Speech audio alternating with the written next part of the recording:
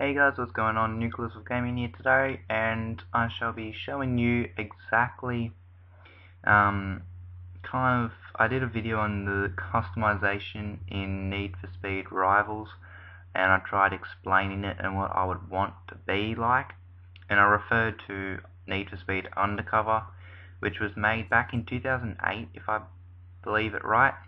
And so I'm just going through a couple of cars that I have and that I still own. And as you can see, I've worked them pretty well. If you look at my balance underneath the X's there,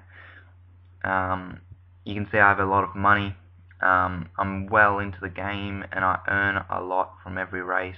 I earn quite a lot from every race. And I'm just going through in order of when I got them. So as you can see, Audi, I've upgraded that a lot, not just on the car, but also on the parts of the car. And then there's my replica of the Too Fast, Too Furious Mitsubishi Lancer. I did a couple of videos on that, how exactly I made it, how it went off without parts, and now it's fully upgraded. So as you can see, the acceleration is massive. Top speed's pretty good, it's better than the Audi, but the handling is the only thing. It's really loose. The back end swings out really easily. But then I got rich, and I got this car, which is a Porsche 911 GT2. I like to put RS on the end. Sadly, it isn't an RS. I would have loved it to be in an RS. So as you can see, I've given it custom wheels, given it a nice little body kit. I've sunk the wheels in quite a lot. However, I haven't put them all the way in, only about 50% of the way. Body kit on the car, I've lowered the car a lot. I've also, as you can see on the skirts, on the behind, as you can see, I've jolted it out a lot, made it really obvious as the body kit on there. The spoiler on the back too, I love that. I'll show you what it used to look like and the stats that it used to have. That's what it was beforehand. So if you can kind of paint that picture in your head, and there you go, there are the stats now. So I've really tweaked it well, tweaked it for acceleration mostly, and yeah, so Need for Speed Rivals on the official website. I shall link that in the description. I'll see if I can link it to the actual page on the website that talks about customization, and you can read up about it. Basically, it's the same stuff that I said in my customization video. You can do decals / vinyls depending on whereabouts you come from. That's basically just the bodywork of the car. So if you want like stripes, flames, images, numbers, brands, that kind of stuff. So here we are, we're in a race. And if you look in front, as you can see, I've got like a Pagani Zonda, I've got a Nissan GTR, Skyline GTR. That guy just got screwed over. And as you can see, they're all customized. The game randomly chooses customizations, and generally they look pretty good if you ask me. I think some people did actually made them themselves, and then it chooses randomly out of those for a particular level of event. This is a pretty high level, and so as you can see, the cars are pretty good. Lamborghinis, Porsches that are better than mine. The Carrera GT, for example. Lamborghinis. I used to traffic. I used to face up against the Gallardo, but now I face up against the Murcielago, which is a lot faster, a lot more expensive.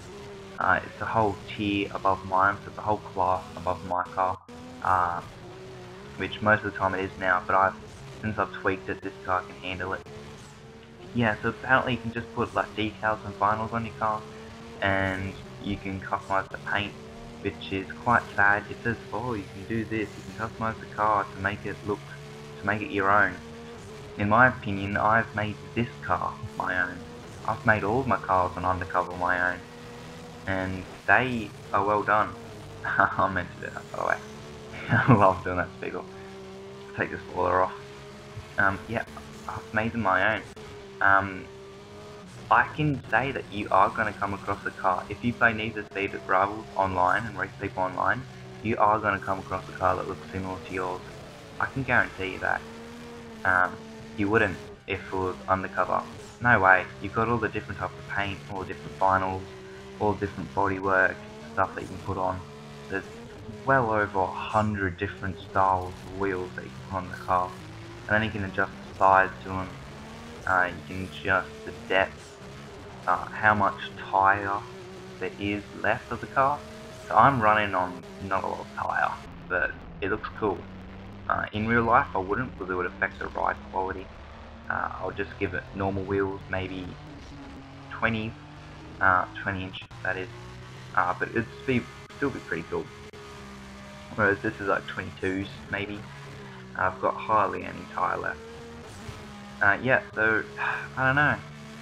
I think they've gone downhill recently with the whole need for speed attitude that there once was. I can remember in Underground, you could do so much. You can customize the interior of your car. You can put speakers inside. You can customize the whole layout. You can put neon light underneath your car, like you see in Fast and Furious. And that's where they got the idea from. All of those ideas of all that you could do with your car. I'm trying to explain it well for someone who hasn't seen Fast and Furious. So that's where they got all these ideas from, and they built this game thinking, hey, this will be cool.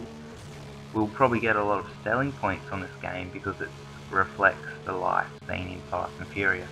And they did. They got outstanding reviews.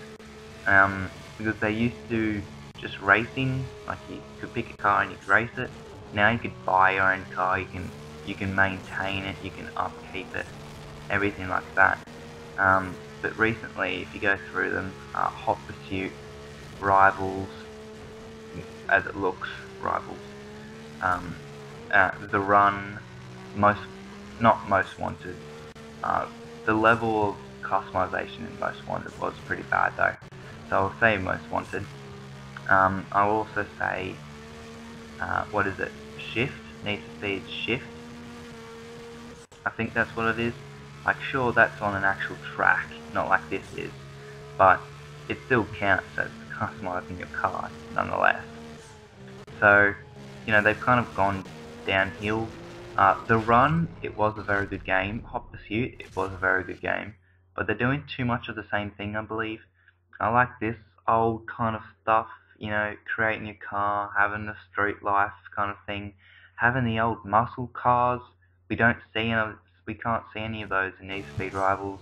You don't get any of the Skylines, the Sylvias, you know, the Hondas, the Toyota Corolla, which I love to customize in Underground.